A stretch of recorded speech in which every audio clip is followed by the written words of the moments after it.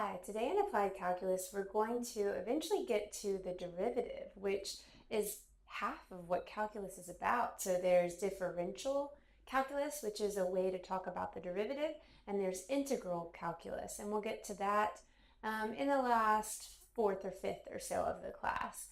And so this is going to be really the foundation of everything we're going to do in the rest of chapter 2 and in chapter 3 and in chapter 4.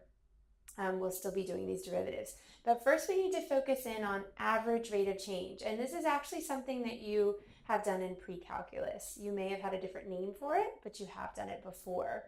So if you had somebody that you were driving and it usually takes you 2 hours to drive about 110 miles. So I have time in hours and distance in miles here. So when you are sitting in the parking lot and you have not traveled at all, then you're going, you've spent 0 time driving and you haven't gone any miles. But when you arrive 2 hours later, you have been 110 miles.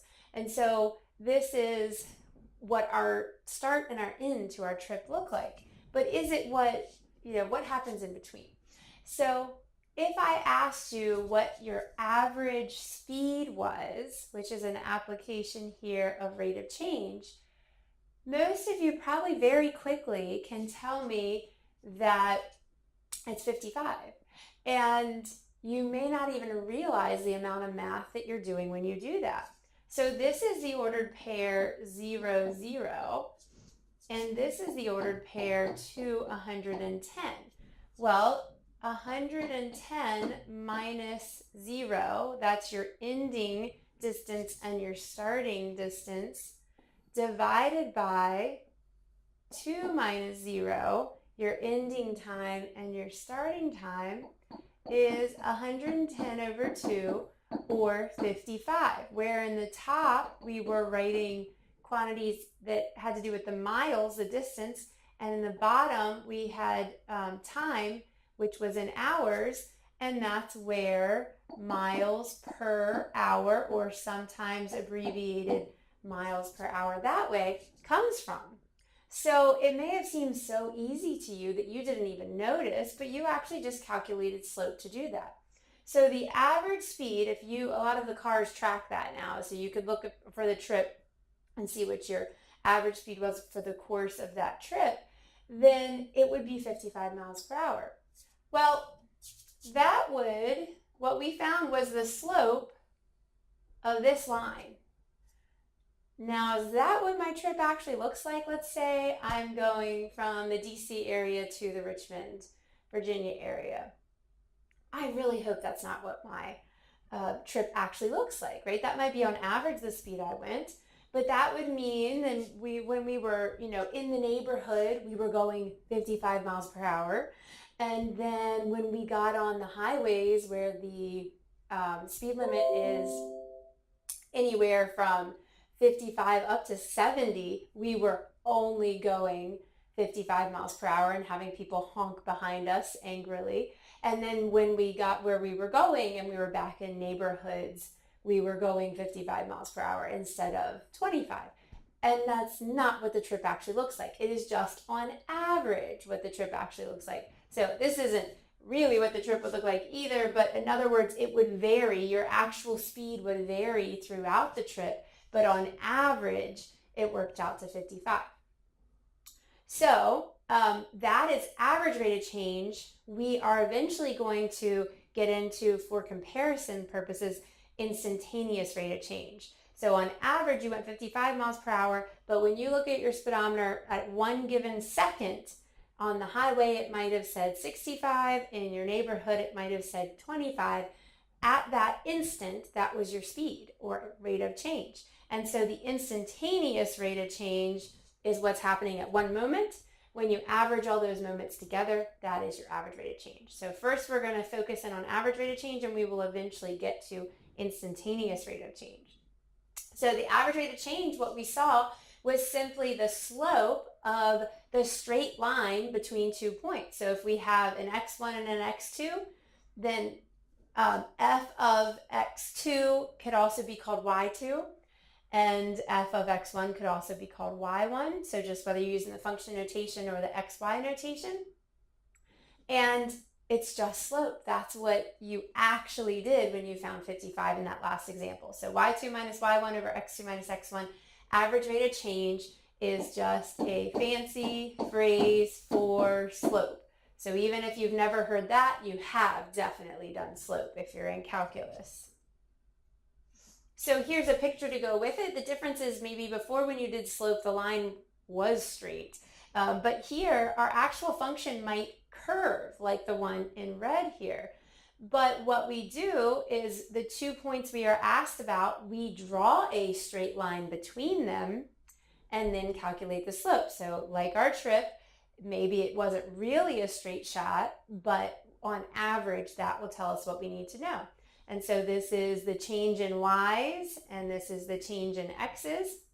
And so you may remember from geometry class when you were doing circles, there were different ways lines could interact with circles.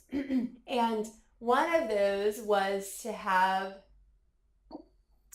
a line go through the circle.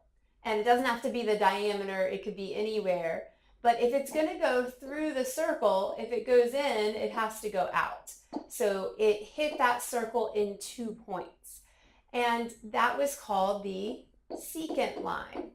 And that's what we're going to use here as well. So notice what we're actually talking about is something curvy, not a circle, but it is curvy like a circle. And while if we zoomed way out, this line might hit it even more than 2 times, in this zoomed in area, our line hits our curve 2 times, and that is a secant line. So we would draw a straight line between the 2 points in question and simply calculate slope. Average rate of change is the slope of the secant line. So if we actually try an example with this, if you are asked for the average rate of change, you have to be given a function and 2 x values. And we want to keep this in mind because once we learn instantaneous rate of change, you want to be able to compare and contrast them. So they have to give you 2 x's so that you can use the function to find 2 y's and then calculate slope. So in order to, and you don't need the graph, but I wanted to picture it here so you could see. So in order to calculate slope, I need the y's that go with it. So I need f of 1 is 1 squared, or 1. So we have 1 ordered pair, 1, 1. And f of 3, because our function is given to us as the squaring function, is 9. So once we find the y's that go with the given x's, we're just calculating slope. So y2 minus y1 over x2 minus x1. And we get that the average rate of change as this function varies from 1 to 3 on the x's is 4. And you can verify that with this picture. So here's 1, 1, and here's 3, 9. Again, I know they told you the y's, but you need to be able to find the y's and know that the way to find the y value is always to plug into that original function. And if you count up 1, 2, 3, 4, notice the units are wider here. So over 1, you are on that line. And if you go up 4 and over 1, again, you're at that next point. So this dotted line that connects 1, 1 and 3, 9 with a straight line does indeed have a slope of 4. If we now look as x changes from 1 to 2, we've already done the work to find what happens when x is 1. But if we had not, again, you would plug into the original. And so we have the ordered pair 1, 1. And then we're going to plug 2 into the original. And we have the ordered pair 2, 4, and then we calculate slope. So y2 minus y1 over x2 minus x1. And here we get 3 over 1, or 3. So notice that we got 2 different answers, but you can actually see that when you look at the graph. So here, when you make a straight line between 1, 1 and 2, 4, you can visually see that it has a different slope than our other line that we just did.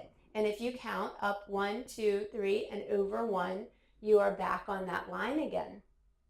So that's going to be something that is different than what we've done before. If you were always dealing with lines before, when you were doing slope, you would see that it didn't matter which 2 points you used, you would always get the same slope. That's not the case here. If we have something that is not a line, nonlinear, then the average rate of change is going to vary with the x's that we're talking about. So what we're going to do now is take that same picture that we just used and simply relabel it. So it's the exact picture that we were just looking at a couple pages ago.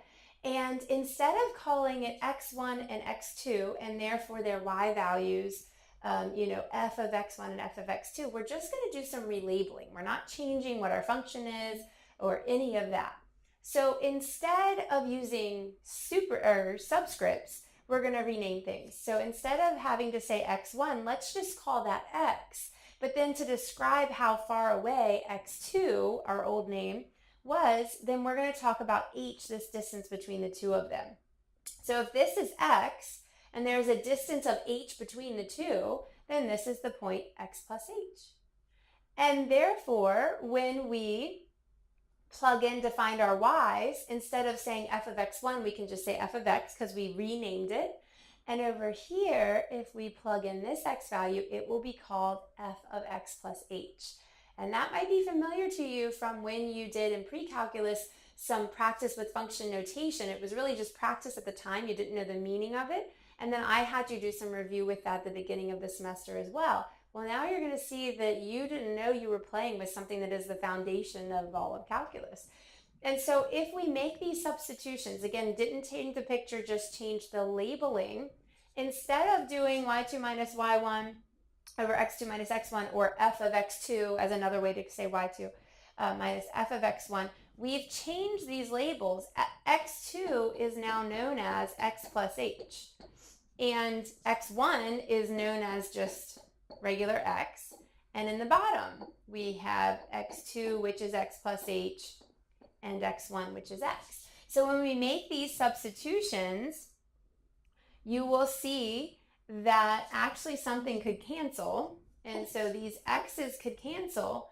So if you make the substitutions, you are left with f of x plus h minus f of x all over the x's canceled, and we just have an h.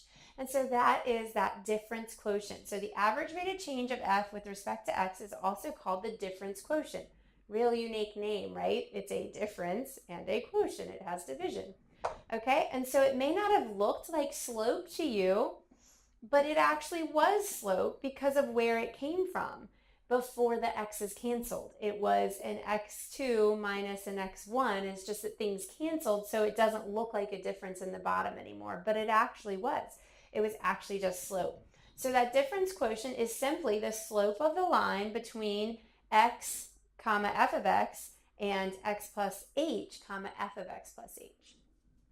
So some of your homework problems are going to have you actually find the difference quotient and give you some x and h values. And I'm going to talk about two different ways that you can do this. So we are going to need to know that difference quotient formula, and eventually when we add something to it and we find out it's actually called the derivative with one other thing in front of it, that is something that you're going to need to know. So the difference quotient, remember, is f of x plus h minus f of x all over h. So if they give us x and h values, we can compute this. So we would have f of 5 plus 2 minus f of 5 all over 2.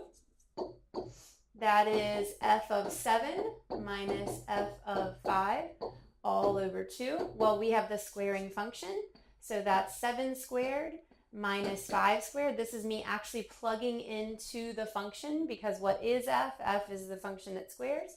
And then over 2. So we have 49 minus 25 divided by 2.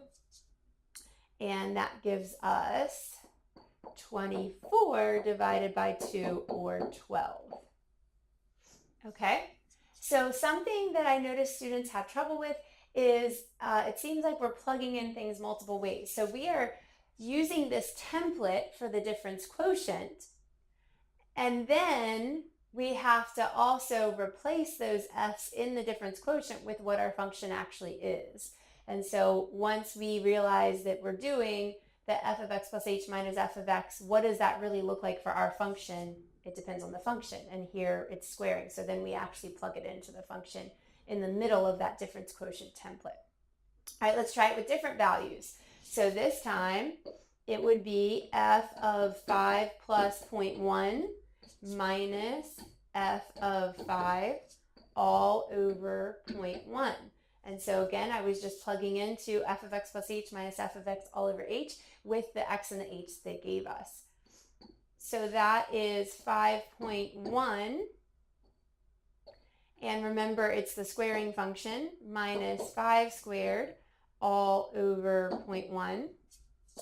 This is 26.01 minus 25 all over 0.1. And so that's 1.01 divided by 0.1, and we get 10.1.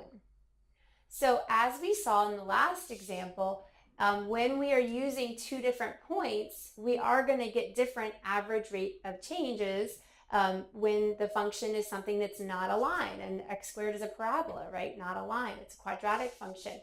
And remember, this difference quotient is just slope. So it makes sense to us that we will get two different answers here because we use two different points. It was posed in a different manner where you were told x and how far away the next point was, but it was like finding slope between 5 and 2 more than 5, 7, and then another time finding the slope between 5 and 0.1 more than 5, 5.1. So it was like our other problem where we were finding the slope and our first point here, 5, was the same, but the second point was different, and that's why we got different slopes. So let's talk about another way that we could have done this. So we could have, if we're plugging in multiple values, if you're just doing one of those two last problems, then that's not too bad. But if you have parts A through E and you need to plug in multiple times, and even down the road, maybe if not, you might eventually find it's easier to keep everything in x's and h's first and simplify and then do your plugging in. So remember that our function was the squaring function. So we've practiced with our function notation as part of our review. This means replace every x in your function with the quantity x plus h. So that's x plus h squared minus, just plug x in. Well, that's easy. That's x squared all over h. Now remember, I cannot just square the front and square the back. I need to FOIL, and I need to multiply x plus h times the quantity x plus h, and I will get x squared plus 2xh plus h squared. And I have this minus x squared. And what we notice is that the x squareds actually cancel, leaving us with